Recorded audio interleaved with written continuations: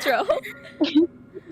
Okay, there it started. Hello! Hello! My name is Icky. My name is Valora. And I am Graden. And together we are just kidding. We're just gonna What do you continue. mean? Shut up! No! Different We're fandom. by Different panic. Fandom. Wrong fandom. We're by panic. Okay, anyway, we're gonna continue the story. So, we decided that we're gonna go in reverse order. So, we're going to the village. So, I'm the narrator. Reverse order, she said, but technically there's only like 3 routes, meaning I would go second regardless. So, you want to go to the village? Good idea. Let us see what further trials await you there. This night is far from over, as much as you might wish it was, and there is still much and more to discover.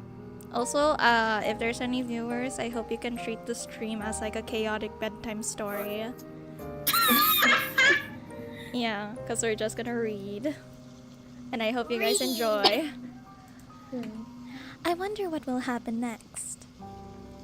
You follow the path which leads to the village, supporting yourself on weary, aching limbs, which feel ready at a moment's notice to snap at the knee beneath the burden of your weight.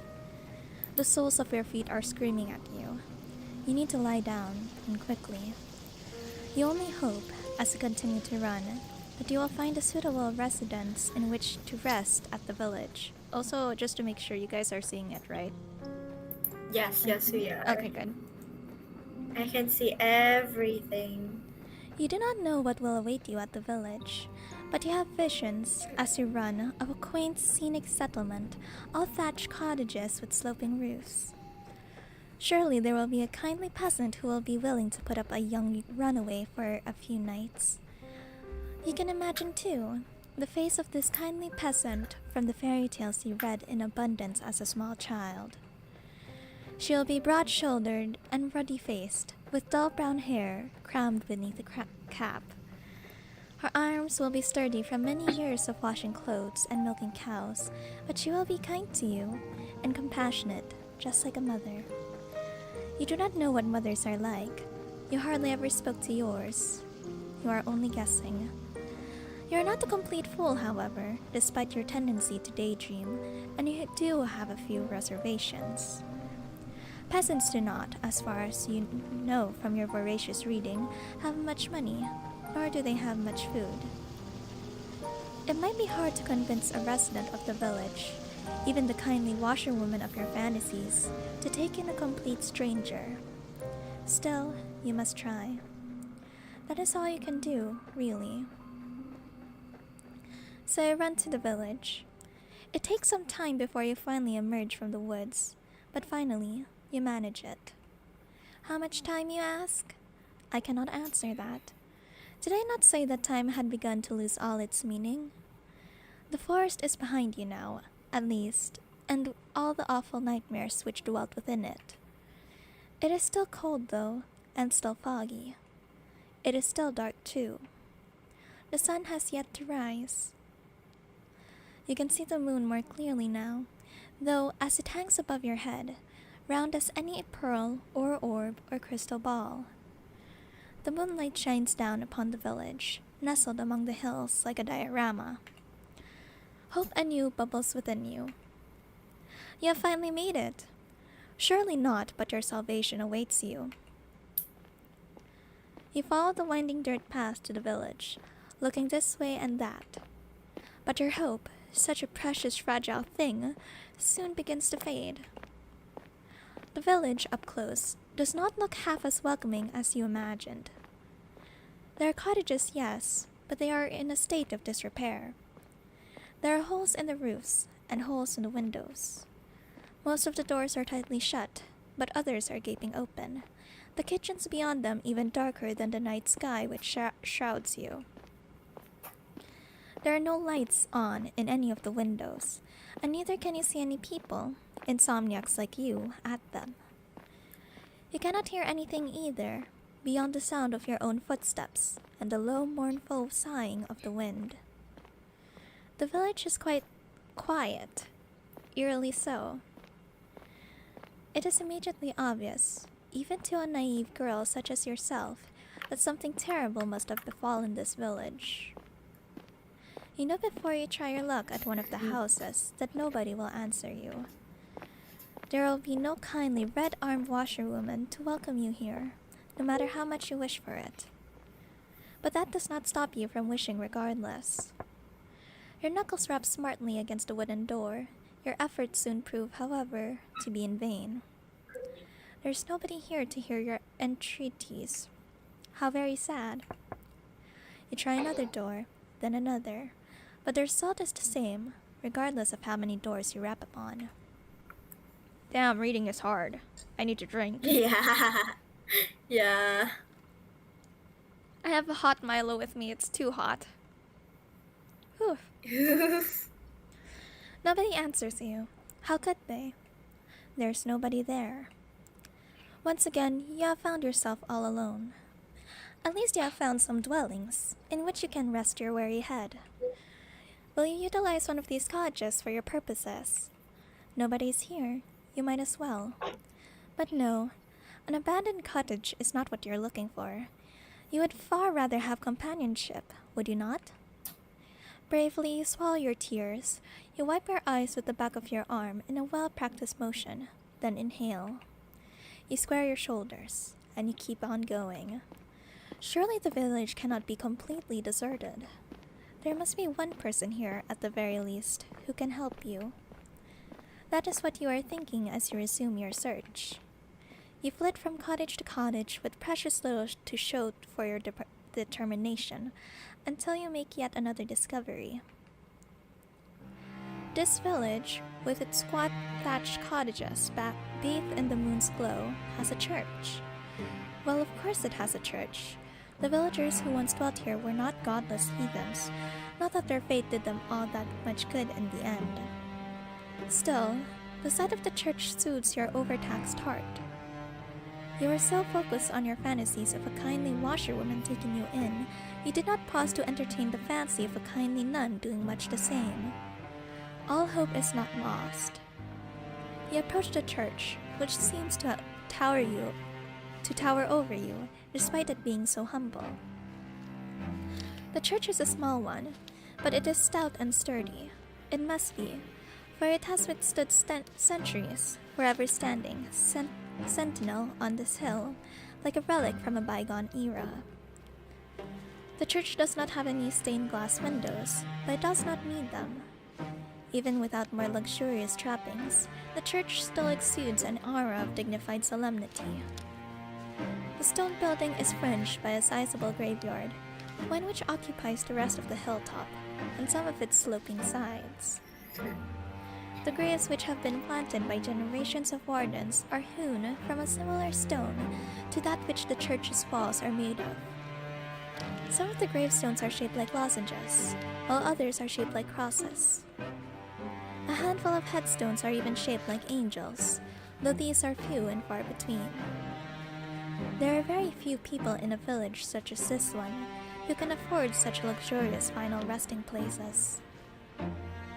You look at the tombstones with an almost childlike curiosity, forgetting in your examination of the visceral, heart-rending fear which gripped you as you ran through the forest.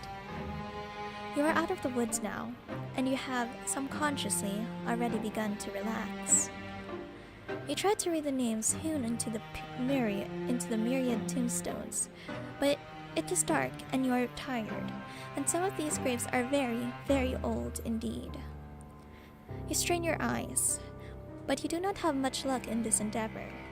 Oh well, such superfluous details are not important.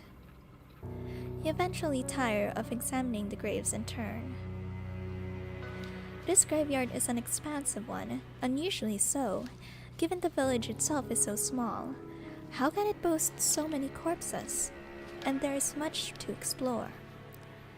You walk about the perimeter of the church, casting your gaze first here, then there, then everywhere, consumed as you are by your immense, all-encompassing curiosity.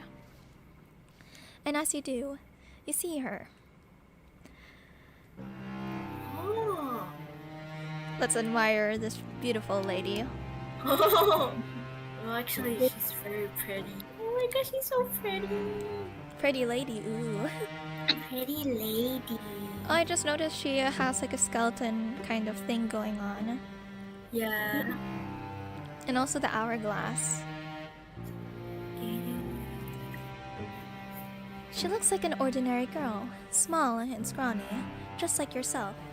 But she is much, much more than her unremarkable appearance might suggest. For some moments you observe her, hiding all the while in the shadow cast by the church, like a furtive lizard clinging against a rocky edifice to shroud itself from the sun. There is no sunlight here, though. There is only the night sky and the stars and the moon. Beneath the moon's light, a silvery implement the girl is clutching shimmers. It takes you a few moments to see what it is that the girl is clutching in her hands. It is not until you see her manipulate it, its sharp edge biting into the earth, that you understand. It is a shovel. The girl is standing in an isolated corner of the churchyard, late at night, and she is digging a grave. Can you hear like the digging sounds? Yeah. I can hear it. That's such a cool detail. Well, you suppose she could always be digging for a hole for the sake of it, but her work seems much too precise for this to be the result of mere whimsy. It is hard for you to see her face, given the distance between the pair of you, but her posture is one that speaks of supreme concentration. She moves slowly, mechanically, like a woman on a mission, driving the end of her shovel into the earth over and over. Her motions are regular enough to be repetitive. There is something hypnotic almost in the manner in which she attends this task. Should you risk interrupting her? Do you dare? You get the feeling that she would not appreciate it. The shovel in her hands, meanwhile, is rather hefty. If she wished it, she could cause you no small amount of damage with it. Cold anxiety makes your skin prickle. You do not know if you should risk speaking to her when she, in her dark cloak, with her shovel, looks so very strange. But what do you have left to lose? You have come this far. It would be folly to turn back now. It's with this thought in your mind that you decide to approach the strange girl.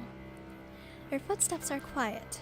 You have grown accustomed to slinking around like a cat, but they are not quiet enough. The girl's senses must be finely tuned because she blinks. Then she turns. Your eyes meet, and once they do, you feel your breath catch in your throat. You did not have a clear view of the girl before, concealed as you were in the shadows, but now she is looking at you. You can tell that she is pretty. Her skin is very smooth, and her hair, though obscured by a dark hood, is very fair. Her eyes, meanwhile, are a clear, cool blue, like ice. Those eyes of hers, which are large with unease, are fringed with very long, fair eyelashes. She looks as though she has stepped out of the pages of a picture book. She is simply too perfect to belong to this world. That's what you said last time. Perhaps she is some kind of vision, a waking dream, a hallucination. But no, she is none of those things. The shovel she is clutching in her hands looks solid enough, its pointed tip glittering wickedly in the moonlight. You still yourself, expecting perhaps some sort of outburst. But the tension drains from the girl's slender shoulders. Her fingers, which once were gripping the handle of her shovel tightly, relax. Her lips curve upwards at the edges. She is smiling, and what a smile it is. It is transformative. When she smiles, she looks radiant, angelic almost. Hers is a smile that is so suffused with light that your eyes begin to prickle from it. God, these exaggerations.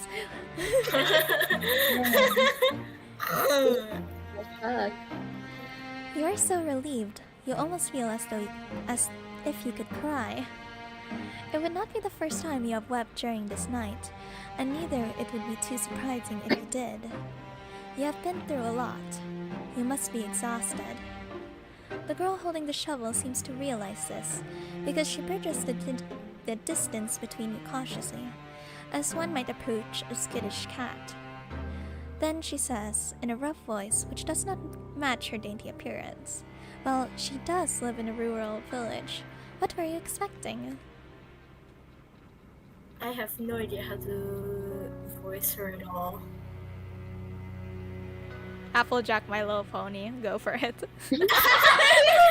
don't know how to do an Applejack impression at all. Oh my god. Oh, that's a good deal of a person. I'm afraid of it. Oh, What intonation? I don't know. What intonation? I don't know. I have no idea. It's okay, Oh my just God. read.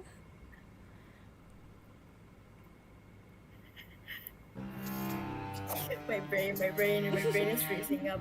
My brain is freezing. You can do it. I can only.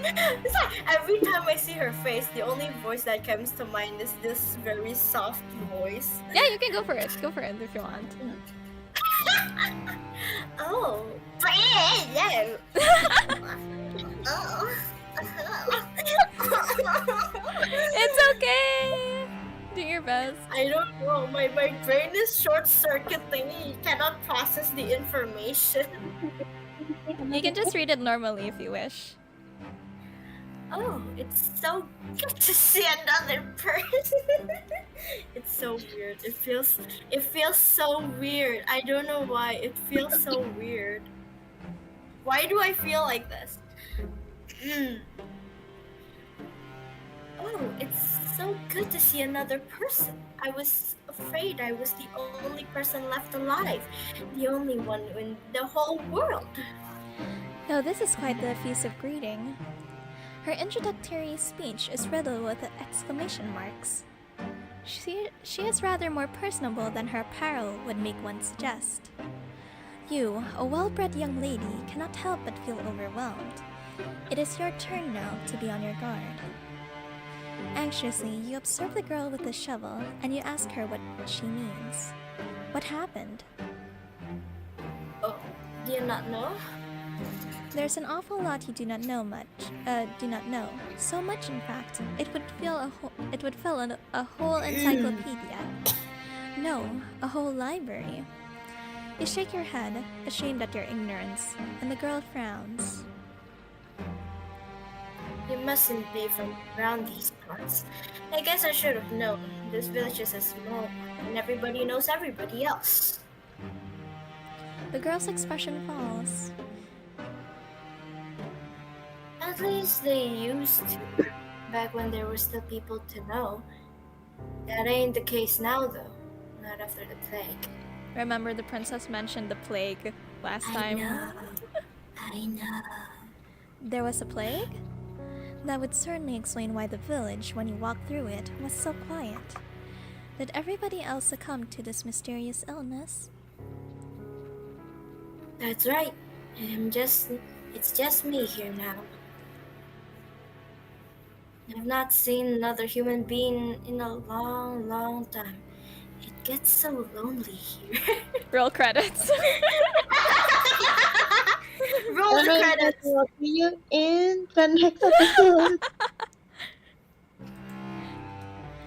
Now that is an interesting turn of phrase. It catches inside your head like a burr. Have you heard it before? Yes! A bunch of times. You do not have much time to ponder this, however, because the girl takes a step towards you. Oh, but where are my manners? They must have gone rusty after being on my own for so long. My apologies, miss. You look like you've come a long way. You said you were a traveler, yes? And your hands are very cold, just like ice. Would you like to come inside? Maybe have something warm to eat and to drink? My home's small, I'm afraid, and my food ain't nothing fancy, but I'd be more than willing to share. It's not every day another girl stops by, especially not one as pretty as yourself. I'm feeling very blessed. The girl laughs, a carefree, airy sort of laugh which does not match your initial impression of her. You thought when you saw her among the graves that she would be more distant somehow and more mysterious. Perhaps you are mixing her up with somebody else. You are still unsure if you can trust this girl, but her invitation is an appealing one.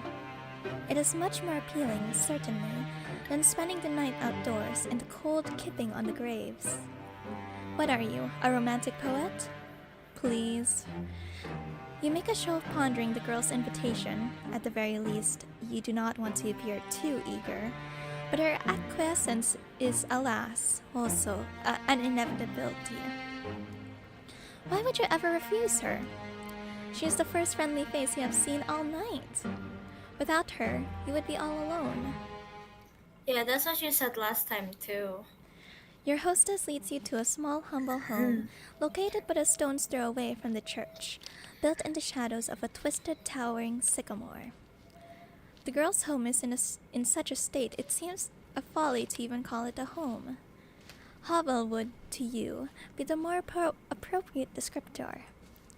But when your hostess leads you inside, her eyes alive, and she says, Here we are, home sweet home. you don't have the heart to tell her that you don't find her home very homey or very sweet. That would be incredibly rude. As a guest, you ought to be more appreciative. Half-heartedly, you look around your newfound surroundings. The ceiling is supported by wooden joists, and it is perilously low. Not so much that you are in danger of bumping your head, but just enough to feel claustrophobic. There's a fire in the corner, though it is not consigned to a grate. The fire instead is blazing in the open, a circle of logs set alight like a scene from a witch's kitchen. Above the fire hangs a silvery pot, suspended from one of the wooden eaves. Other objects of interest are hung from the eaves. Iron implements you take to be cooking utensils, various herbs, and strips of meat left to cure. The smell of cooking fills the air, mingled with the sharp, sour scent of unwashed bodies. How, you wonder, does your hostess clean herself? You do not see a bathtub To anywhere. be honest, I can smell meat from the way here. What? Meat. You can what? Wait, I didn't hear. I can smell meat from the way here. Graden can I cannot. Graden can smell meat from all the way over here. What? Damn. Perhaps she does not possess one. The girl's home is unremarkable in every regard, but is, you suppose, better than nothing. At least there is a roof over your head, and food to put in your belly. The girl looks to the pot, suspended over the fire. Excuse me. Which she gives a stir with a ladle. Then she brings the ladle to her lips, to taste whatever concoction she has brewing within it. You can only hope that she is not like the weird sisters from that famous play, brewing a broth with fenny snake fillets. Yes. I think this is just about done. The girl says, to nobody in particular. She sets the ladle down, back into the pot, then looks to you and smiles. Do you want something? It looks as though you've come quite a long way, and you must be hungry. These words are like music to your ears, even more divine than the trumpets of God's most loyal angels. You're so hungry, you could eat a horse. Not that there are any horses in the immediate vicinity. You express your interest to your hostess, who smiles in response. I thought you'd like the sound of that. Just give me a few moments. Your hostess retrieves 2 earthenware bowls from a cupboard with rickety hinges, into which she pours 2 hefty helpings of whatever it is she's cooking. This she serves with bread, which is so hefty it could be used as a murder weapon. It's not much, I'm afraid. It's only soup and bread. It should take the edge off your appetite, though. You thank your hostess for her hospitality, your stomach rumbling all the while. Hold on, I want to check how stream is doing. Whoa, there's one person watching. Hello to that one person. That's me, sorry. Hello, Graden, watching stream. Now I'm also watching stream. Yay, we're both watching stream. I'll also like my own stream. Let me just open my another account. The soup does not look like anything you would typically consume, but the soup's poor presentation does not dissuade you. It is true enough that people eat first with their eyes, but when one is hungry enough, one becomes obliging enough to eat almost anything. Why else do you think that people, when stranded upon a desert islands, will resort to cannibalism? Humans are creatures of necessity. You like to wrap yourself up in pretensions, but in actuality, you're not much better than animals. You are so hungry, your stomach is achingly empty, that you certainly descend upon your food like an animal. Your teeth glint, your scissors gleam, and soon you have consumed all that your hostess has to offer you.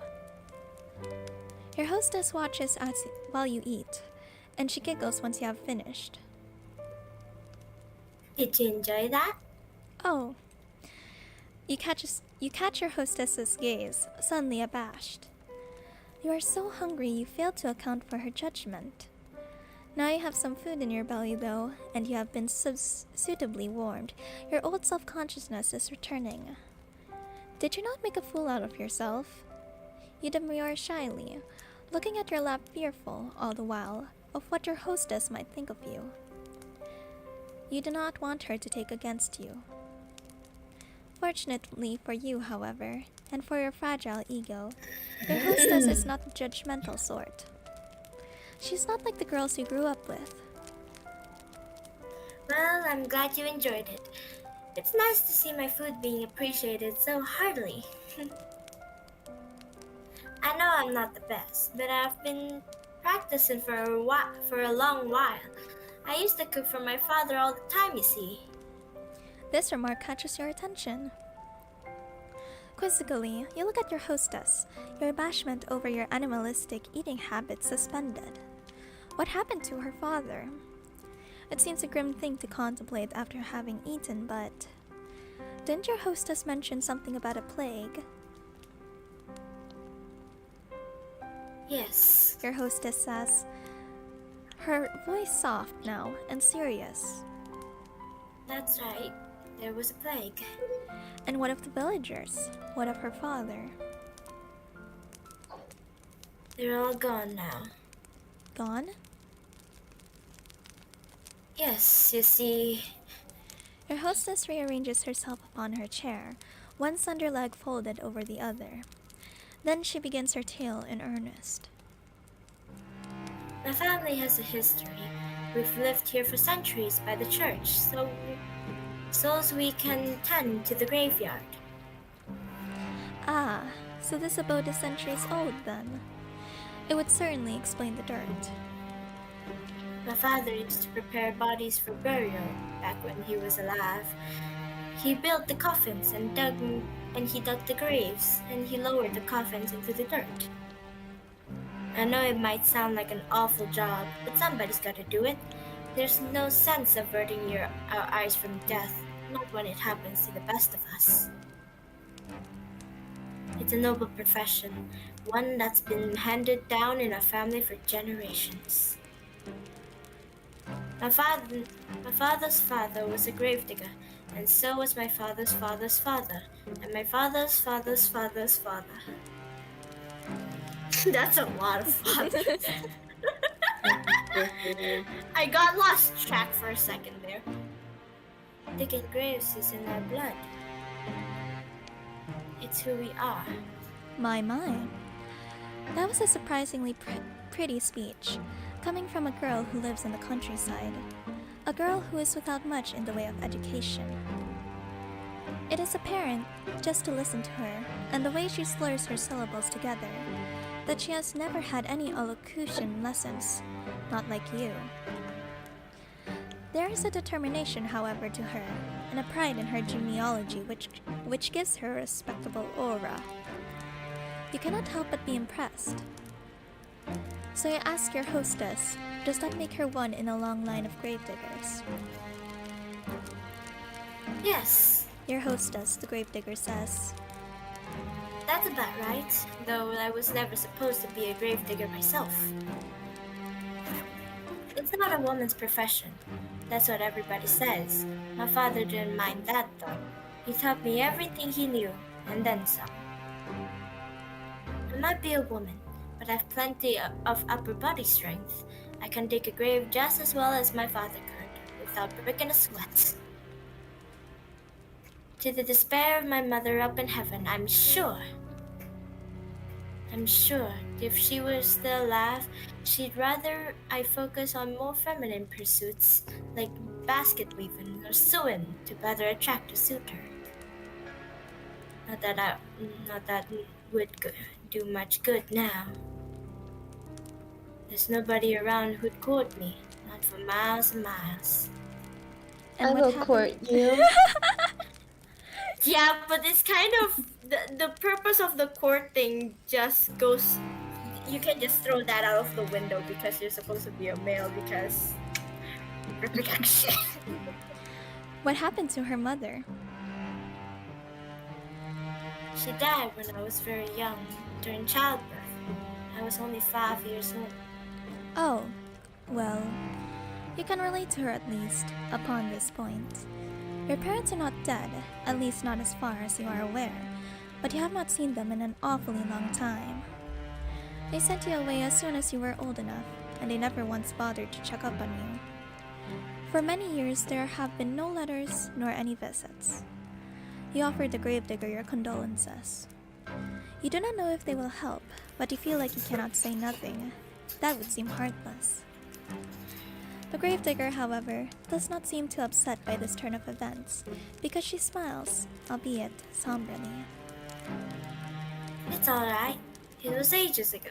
I don't remember her too well, and I've never really had the luxury of sitting around and feeling sorry for myself.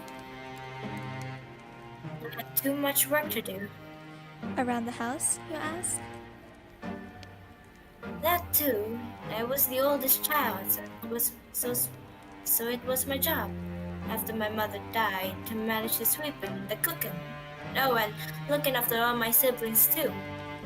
You blink, intrigued, and glance about your hostess's humble lodgings. You do not see any siblings in the immediate vicinity. Where could they be? The gravedigger must have noticed your roving eyes. You're not being exactly subtle, because she shakes her head. I had siblings, 2 younger brothers. They're both gone now.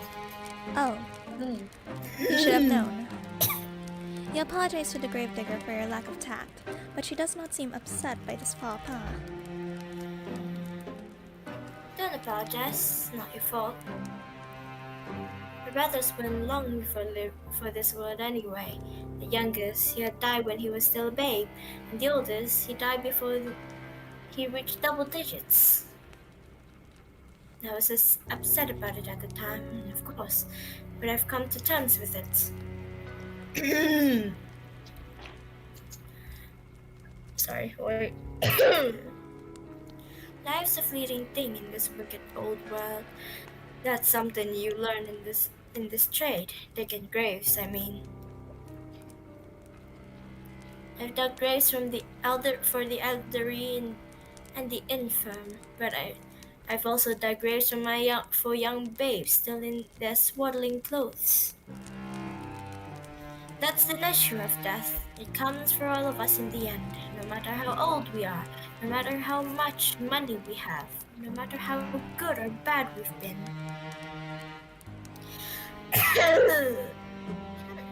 Sorry.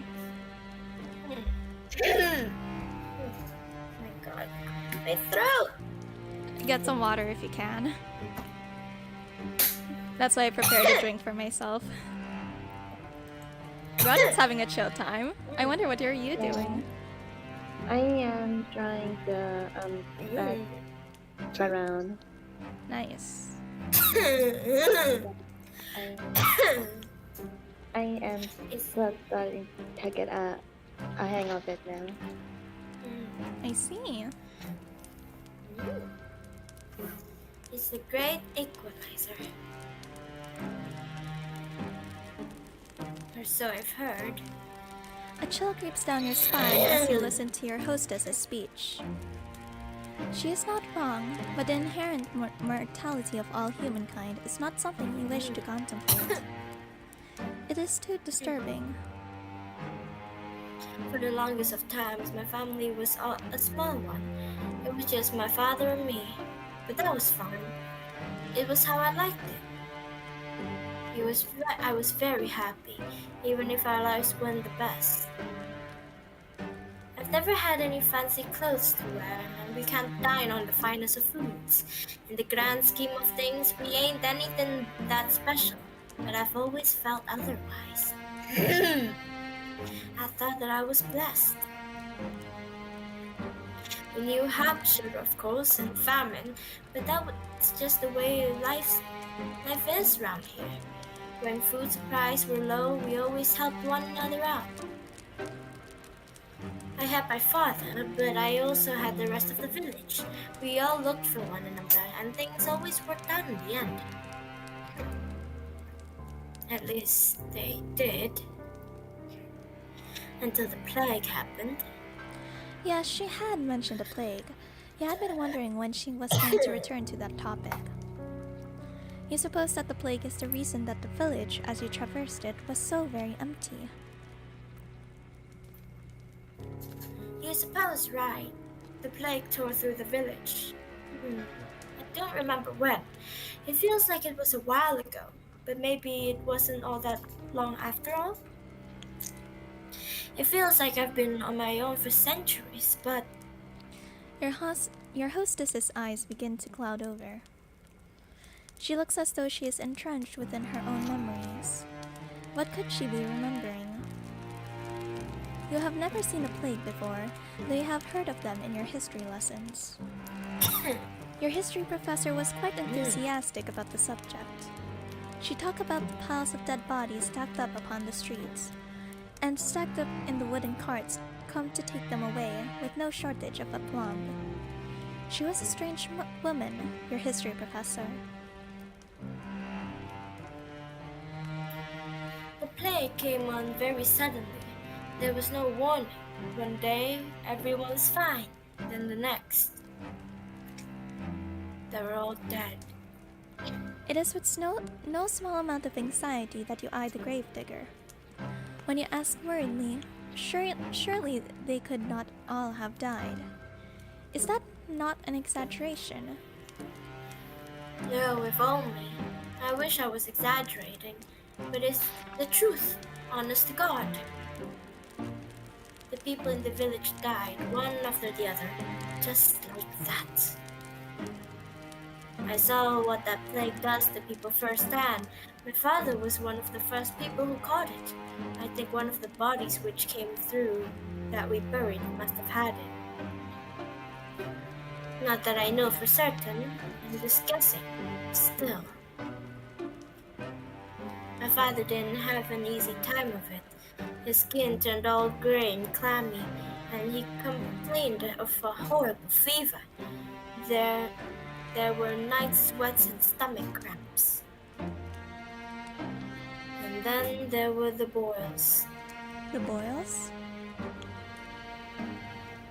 Pustules. What? Pustules.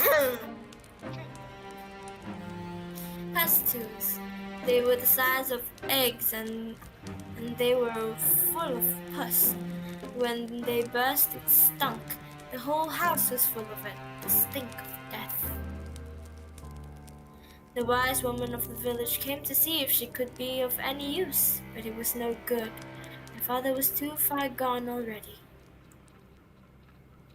She took one look at him lying on his deathbed and she shook her head. She said she didn't want to get any closer.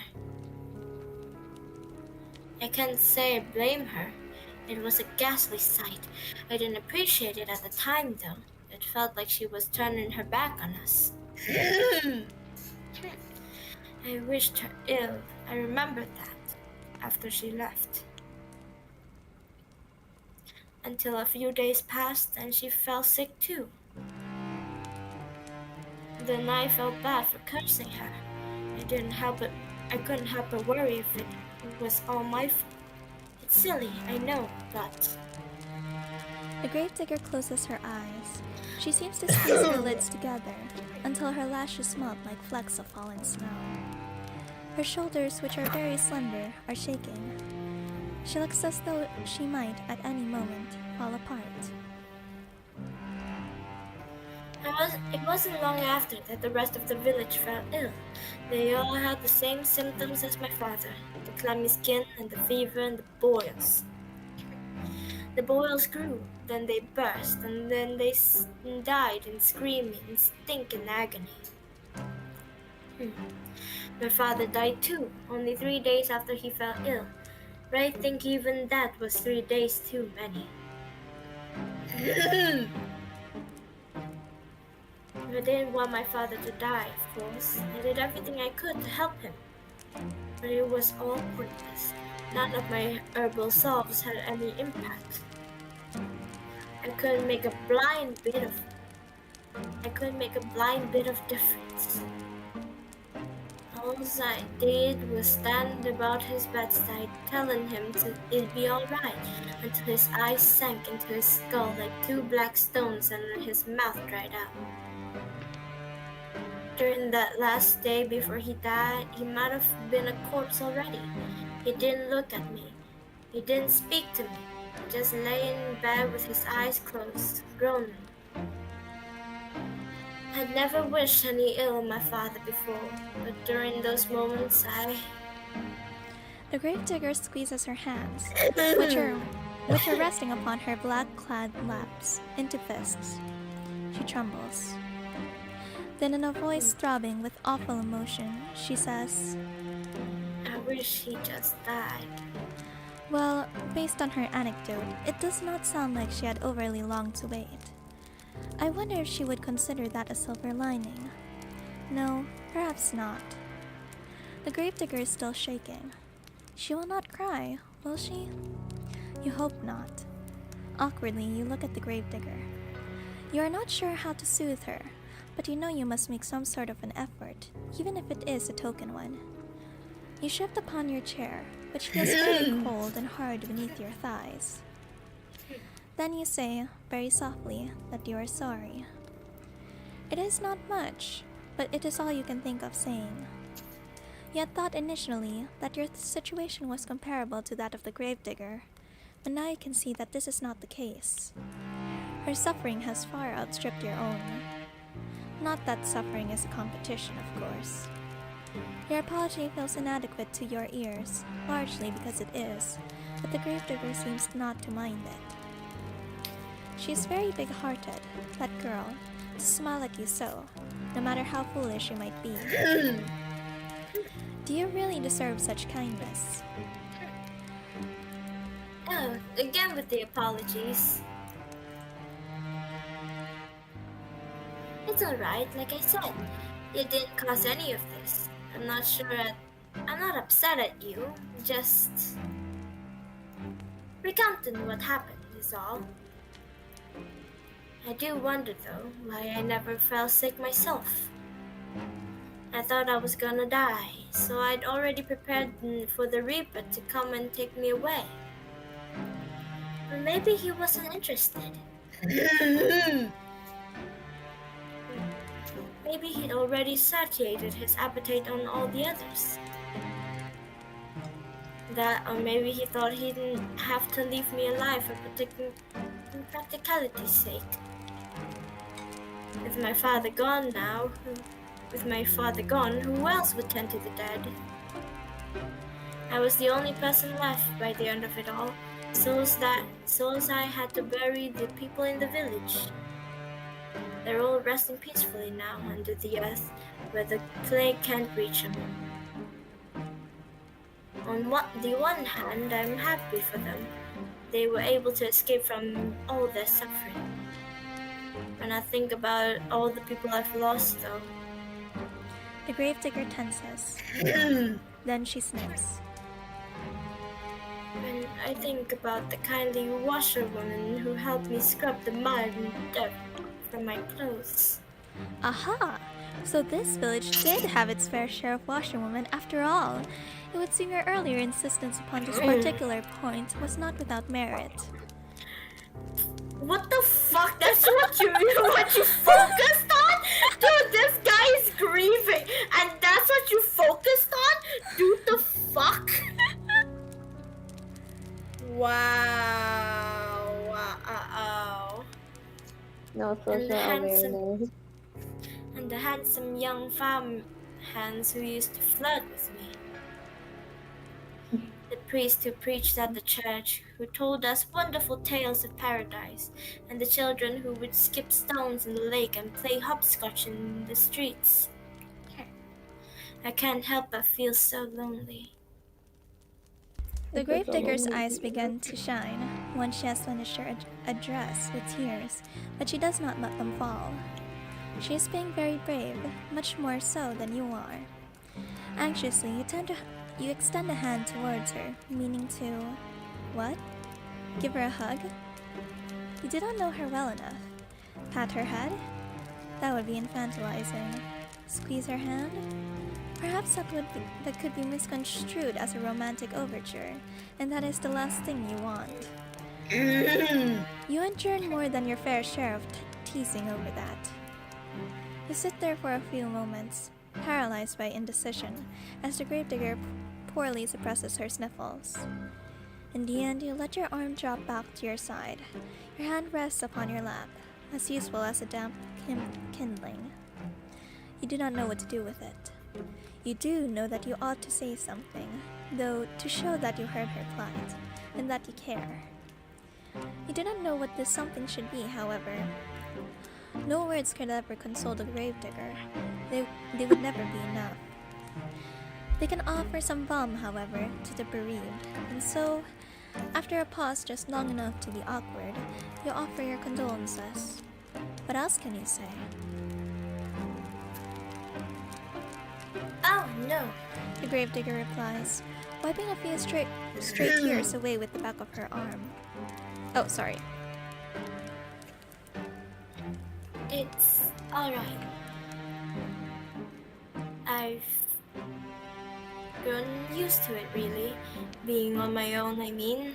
It ain't so bad, really. And I'm not alone now, at least. I've met you. You'll keep me company, won't you? Well, what can you say to that? You aren't callous enough to trample this poor girl's hopes, are you? You know full well yourself how awful that feels. You can do nothing but nod, a response which makes the girl smile more widely still. That's wonderful. I know you're just the traveler who's passing through, but I can offer you bread and board until you leave. I have food enough and a spare bedroom. I can make it up for you right now. You must be tired after your long journey. Just give me a moment. The Gravedigger rises to her feet in a flurry of excitement, then retreats. You watch as she departs, a little too eager to please, and frown. The girl's home is a small, humble one, with a low ceiling and slanted walls. You cannot imagine such a small dwelling possessing a spare bedroom. This so-called spare bedroom is, in all likelihood, the room her father slept in before the plague carried him off. You do not think that you would much like to spend the night in a room of a dead man, but what choice do you have? You are tired, wretchedly so. Why, is it all you can do to keep your eyes open? While you were running through the forest, you're desperate to escape your pursuer. You had no thought in mind before finding some safe sanctuary in which you could recuperate. Hi, Cookie! Now that you found Takes a break to say hi to Cookie. She's scratching my chair. Now that you found said sanctuary, it would be unreasonable to find faults with it. You ought to learn to be more thankful for what you have. There are many people in the world with less. You rise and follow the Gravedigger. Once she has finished her preparations to her so-called spare bedroom, which is every bit as cramped as you feared it would be. At least there is a bed, which comes as something of relief. The rest of these lodgings are so humble you are half expecting a straw pallet. As tired as you might be, you cannot lie to yourself. You have no desire to sleep among the hay like an animal. The sheets of the bed are clean, too, a fact you discern with a cursory glance. So you will not be expected to sleep upon the sweat-soaked linen of a plague-ridden man after all. This really is your lucky day. I got you from this too, The Gravedigger says somewhat shyly as she hands you a folded gown. to sleep in. I thought it might come in handy. Your own clothes are, a little shabby. She can say that again. Her skirt is covered in mud, and the hem is torn and ragged. This nightgown is one of my old ones, so it's suffered a bit of wear and tear, but I hope it'll fit alright. It's clean if nothing else. You accept the nightgown from your benefactress with words of thanks. You want to sound appropriately appreciative, but you cannot mask your fatigue. Weariness overcomes you, and you yawn, a fact the Gravedigger does not fail to notice. Oh, begging your pardon, I don't want to keep ya. I'll be making myself scarce. If you need anything though, don't hesitate to ask. I'd be happy to help. The Gravedigger bows her head to you like a drudge, then hurries off, closing the door behind her with a thud. Tired though you are, you soon find that you rather miss your hostess's company. In the face of her good-natured smiles, you could almost forget all the hardships you have hitherto endured. In her absence, however, your lodging feels almost unbearably cold and inhospitable. You suppress a shudder, then unclothe yourself. You work as quickly as you are able, but your fingers are cold, and they fumble with the buttons of your blouse. It takes you more than enough time than you would like to complete this endeavor, but soon you have your shirt and your skirt dispensed with. You are too tired to fold them neatly, so you do not bother to fold them at all. Instead, you cast them carelessly upon the floor, as defiant as a sulky child, then pull on your new nightgown. Your hostess's earlier warnings were apt enough. It is quite worn, but it fits well enough. It is more comfortable, at least, than your old uniform. You have endured worse. Newly dressed and ready for bed, you loosen your hair from your braids and settle down among the sheets. It is with a sigh you extinguish the weakly flickering candlelight which burns on your bedside, and with another sigh that you lay your head down upon your pillow. Though physically exhausted, you have to wonder whether you will be able to sleep at all. Oh, heartbeat. You can recall your previous dash through the forest in such vivid detail your heart is still pounding. The fear has yet to leave you. Perhaps it will never leave you.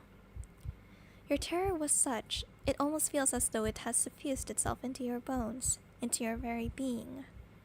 But your exhaustion is greater than your worldly anxieties, and soon it claims you. Your eyelids fall shut and your breathing, inevitably, begins to even out. It is not long until you are spiraling through a deep dark abyss, lost in Morpheus's kingdom. But your sleep, despite your wearied state, is not as restorative as you had hoped.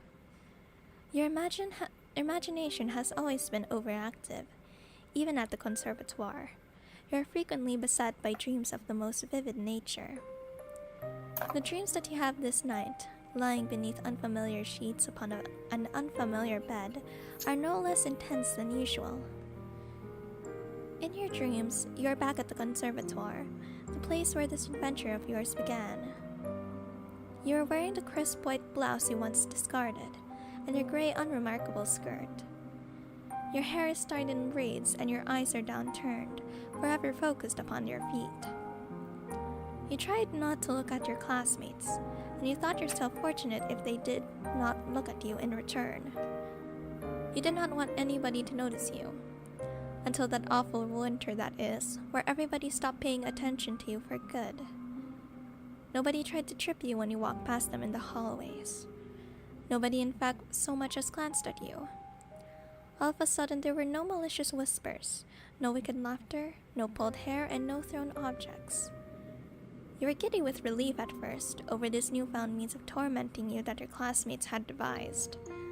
But this little game, that of complete and utter disregard, continued on and on and on, as the days grew shorter and the nights grew longer. As the time passed, you began to fret as to the state of your own corporeality. Could anybody still see you? Did you even exist at all? Then at long last you found it, quite by accident, the source of all your woes.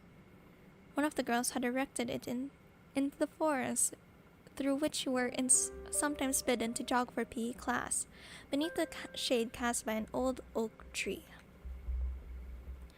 It was a makeshift tombstone, a small, meager monument made of stone, upon which one of your classmates had hewn a name. Your name. You knew at once as you stood there, standing beneath the shade of that ancient tree, that this was the reason behind your classmates' silence. This is why they had, for many months, been ignoring you so assiduously. They had buried you. In their hearts, you had already died.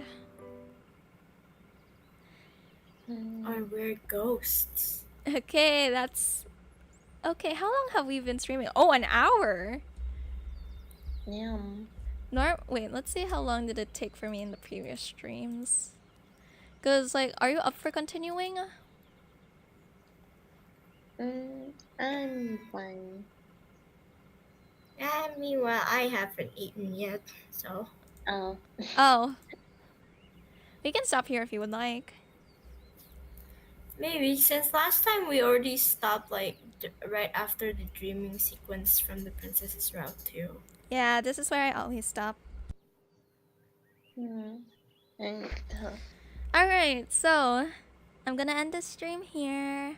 That was enjoyable. That was fun. Yeah. It got me very sleepy. Very good. This is the purpose of the stream, to be a bedtime story. Somehow. It was so chill. I just sit back and do nothing. Alright then, until next time. Bye bye. Sayonara.